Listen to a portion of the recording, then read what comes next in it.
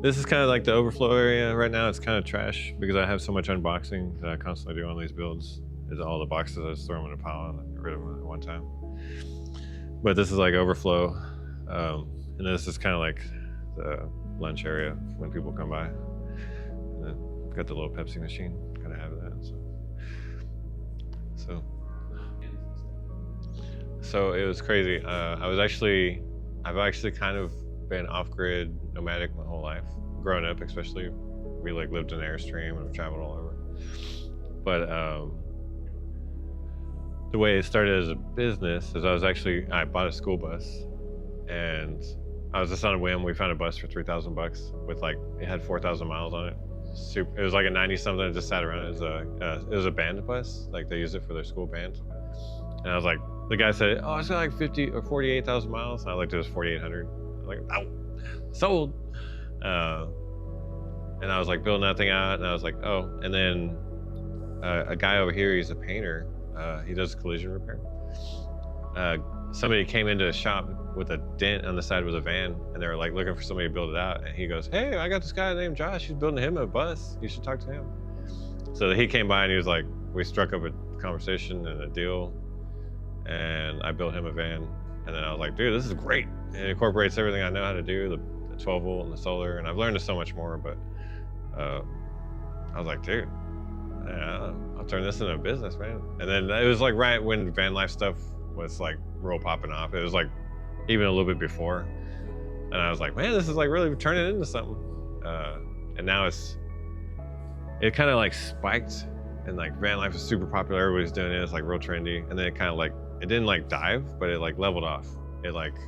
It's become more of like either a first home or like a travel home kind of thing, you know? Like I don't know how interested this is, or interested how, so I know I'm not saying anything right now, but I had an extremely crazy life, very like third world slash just different. I never talked to anybody until I turned 15. We never went outside the trailer. We're very nomadic kind of. My dad would be like, hey, if it's before 3 o'clock, you have to stay in the trailer, because if somebody sees you, they might take you away, kind of thing. So we're very like sheltered, and I always felt like we were on the run. It was really crazy. My dad was like, I don't know, very militant, kind of crazy dude. Totally different than me. I'm super chill and relaxed. My dad was like, yeah, I don't know, crazy. So he always got in fights with people and stuff. But, your mom was like that as well? Or? My mom was super, she had like some kind of traumatic experience when she was younger. Pretty significant. She got her jaw broken and thrown in the trunk of a car, kind of thing. So she was very post-traumatic. I don't know, she never really did anything. She just laid in bed all the time and I remember we would pull a chair up to the stove and cook every meal every day and like make food. And what my dad would do is he'd put the alarm clock in our room, and we'd wake up, make coffee, make breakfast, and then go wake them up. And we'd wake up at like 5 o'clock in the morning, and my dad would go to work at 7. Crazy stuff like that. Where was this all located? All over. Washington, California. We lived all over. So. What did he do for work? He was mainly a mechanic. We'd go somewhere, and then he was very charismatic at the same time, but also very aggressive. So we'd go somewhere, and he'd get into like some place, and like we went and worked for the Mormons in Utah for a while, and we went and worked. We did gold dredging in California. I used to have an old picture of me and my brother and my dad all in underwear in a lake gold dredging in California. And yeah, just the most random stuff you'd ever think of. It was so cool taking like a little vial of gold, all these little gold flakes, into the store, and you'd get all your supplies, and then whatever was left over, they'd give you cash. And it's cool, man. It's super fun. But it's so funny, man. My life is like, there's stories in it. They're like, oh man, once in a lifetime kind of things. But the most of it is like the nightmare version of that. So you never want to do it in that version. But when I tell people about it, I'm like, man, like growing up, when we lived in Washington, that was like one of our long-term, where we stayed for a long time, we bought property. and we were like 30 miles from the closest town, 2 miles back in the woods, and we would literally like, we had a cast iron tub and we'd light a fire under it, and that's how we'd take baths and stuff. But and it was super like crazy. But man, we didn't have any food. My mom would go like eat McDonald's and all this stuff and never bring us food. And we just survive off food and we find in the woods. And they have this thing called chicken of the woods, which is a mushroom that grows on the side of a tree. And it's just like white meat chicken, man. It's so good. But you know, I was like, man, when I was in the moment, I was like, oh, we found something. Yeah, we can eat. Like, oh man, it's so hungry. And but come to find out, stuff's like $25 a pound. Like, it's like one of the most expensive mushrooms you can eat. And it's like a delicacy. Not most people haven't even tried it. And I'm like, man, you know, so it's like we had a really great life, but a twisted version of it. You know, it's kind of funny. Yeah, you go like, it's a real like when you look back, you're like, yeah, it wasn't ideal, but it's like it was good in a way. Yeah, it's good in a way. I try to look at all the good stuff, you know. Like we had a lot of traumatic, crazy stuff happen all the time, and it was like, and I remember when I first kind of came out of the woods, and I had to get a job at 15 because my mom and dad split up. And dude, I literally couldn't talk to people. Like this conversation, I'd be like sweating, and like I would be like, I just can't do this right now. And I remember I was working at it was like a taco place, and they were like, I was making tacos. They were like, you can make tacos today. Just tell us what you need. You know, like we'll supply you. I couldn't tell them, man. I would run back there and make my own stuff and put it in the cabinet and go back up and make my own burritos because I couldn't talk to people. Anyway, just weird stuff. Yeah, it was pretty crazy. Like I literally never talked to anybody until I turned about 15. So like the only people would have been like your brother. My brother and my dad and my mom. And then like a couple of random people here and there. So. And is your brother still in Texas? I don't honestly know where he is. 9 years ago is when I split off from him. I stayed with my brother and my dad until I was 30. And they were like, we need to stay together forever and blah, blah, blah. I was like, I broke off. It was a huge tear. Like it was like, so I haven't talked to him since. It was like, if you leave, you can't come back. I was like, oh, okay. And it was crazy, man. I was 30 years old and I felt like a teenager just leaving my house, you know. So I didn't know anything about how to kind of exist outside of that. So that's wild, dude. Yeah, so my kids, I kind of tell them stuff like that, and they're like, so you're only like 9 years old. I go, yeah, pretty much, yeah. So this is the chill area. It's kind of a mess because I live here also, practically. And this is like kid zone. All my family live here or come in here and hang out. So that's a Chinese greenhouse I'm working on, by the way.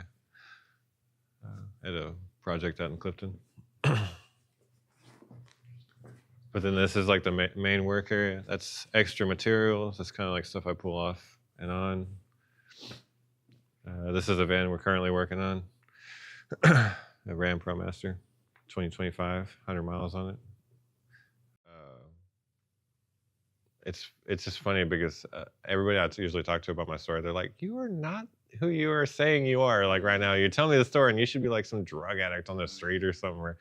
Or like, because, you know, like we never went to school. Like literally, my mom didn't teach us and we just worked. And I learned how to read off closed captioning. I used to watch the news when I was a kid. And I just read the closed captioning and that's how I learned how to read. Like they're never like, we're like, hey, so this is the thing, or it was none of that. We just literally from like, 5 to 6 years old, we just started working with my dad. Like, you know, that's funny because people will be like, so how long you been doing this thing? And I'm like, man, how old am I? I'm almost 40. I got 30 years experience, man. Like, yeah. Don't worry about it. You don't have to think about it. I did. But yeah, it's like what you're saying. It's like a choice, man. Like people can wallow in their suffering or whatever, or they can just choose to have a good time, man. Like, yeah, dude. Like, you know, there's a lot of instances where my dad would, you know, be physical or whatever. But my dad literally, he took like a whip and was chasing us down the street and just lashing us, dude. Like I had big old whelps all over my. I was like, man, my kids would never know that, dude. Like, you know what I mean? They beat me up more than I beat them. You know what I mean? Yeah. Like if I pop them once, man, I'm gonna get it, you know. You know? So, you know, I mean, it's funny, you know. It's like that's the thing is people, I realized this a long time ago. So like my dad would abuse us or whatever, but I realized and this may be like overly poetic or something, but it's basically when somebody does something like that and it's a learned behavior, it's them screaming out. Like they don't know how to say, man, I was abused as a kid. They don't know how to say that and be vulnerable. So they're doing it to show you, this is what happened to me, so I'm gonna do it to you, you know, in an aggressive way, because they don't know how to be vulnerable enough just to let it go and say, hey, this happened to me. I would like, you know, there's some help with it or something. Because and then that's why I realized like I would never do that, because I'll just, you know, I'm just gonna pass it on. And what you can do in that moment is just go like, hey, whether I tell somebody about it or I do it, it's not gonna change that it happens, you know, or whatever. And then you just let it go, man. Like, I know it's easy to say that. A lot of people have a lot of hard time, but, and then. You're just done. So I just finished up doing the floor. I put the floor in and we're finishing up the insulation. I'm about to move on to wiring and framing out for the interior. That's a Kilomat sound deadener. That's what I was recommending you should probably get as well. So this is my electrical cart. It's real easy to just put everything on a cart and run it like that. And then this is my staging area. This is kind of like, as it's going in the van, it hits this table and then it moves into the van. So you can see we're about ready to get onto electrical next. So. But it's a really good way to stage it. Yeah, that's all my tool. That's my tool rack over there. That's kind of where I pull tools on and off. And just letting go of all that stuff, and you kind of go like, oh wow, there's a whole world out here. And that's why some people go like, man, how do you know how to do so much stuff? And it's like, one, I was poor. You know, I had to accept any job that came by.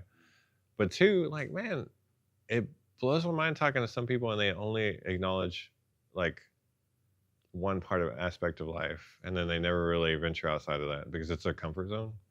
And man, comfort zones are almost like the worst thing that could happen to a person, like getting in that rut / comfort zone. I knew a lady that, and it's, you know, she was just like an older lady, and it's fine. It's whatever they choose. I mean, I'm not trying to tell people they have to be a certain way, but dude, she was the fry lady at McDonald's, and that was like her life. Like even when she wasn't at work, she was like talk about French fries, and it was like, you know. And one time I scooped the French fries and just put it in a thing, and she came over and like dumped it out and reshuffled it and redid it, and I was like, don't you ever do that again. And I was like, oh, okay, yes, ma'am. And I was just like, so do you have like do you ever want to travel one day? Like, you want to go to France? Or it's like, no, I'm good. Like, but that's just some people, you know. I mean, that's how people are. So no, honestly, I was thinking about that. Like, you could do up to here. Yeah. That whole section. I mean, that's a little apartment, man. Yeah, and because I've actually been up there when I was tearing all this. This actually used to be completely. You can see right here. I cut all these pipes out of here. This is racks and racks of pipes, like just full of pipes. And then that whole slab was all dirt, and that whole slab was dirt. I poured all the concrete in here. I didn't pour the center section, but yeah, I cut all those pipes out. Like, to experience some stuff, man. Like that, my first 30 years when I lived with my family and all that stuff, I experienced a lot, and it was mostly negative. My next 30 years, I'm like, I want to experience a lot, but I want it to be all positive. You know, I want it to be all. It really, there's a lot of blessings to having such a negative life, because it can make you go, oh, well, I can kind of do anything. Like, I have zero background. Like, I never went to school where I have high school friends. I don't have any background stuff. So I almost feel more lucky, because I see so many people that have so much of that background stuff that's tying them down. Like, they have, oh, my high school buddies wouldn't have been into that. Or when I was in high school, we were football players, so that's my life now. And I have none of that, so I'm like, I can do anything. Like, the world's my oyster. Like, I can go live in Mexico and just learn Spanish and be a Mexican for 10 years, you know, or whatever. Nobody's gonna be like, oh, Josh, you need to get back here and do these things and be, you know, what we told you to do. Like, so in a way, I'm almost luckier / freer than a lot of people that had a good life, see what the world has to offer and see if you want to pursue that. That is one of my big things. Like, we're trying to get a house right now and stuff or whatever. And I'm like, man, but we could travel. You know what I mean? That's so much more worth it to me, honestly, sometimes. But it'd be nice to have a house. But, dude, life is a freaking fun place to be if you make it that way. I see that the majority of our people in general, the majority of our suffering is self-induced. So, I notice traveling helps with that because you get outside your comfort zone. You're like, oh man, it's the first step to getting outside your comfort zone. You're like, oh, I don't know what that is. Let's go see what that is. Like, you know.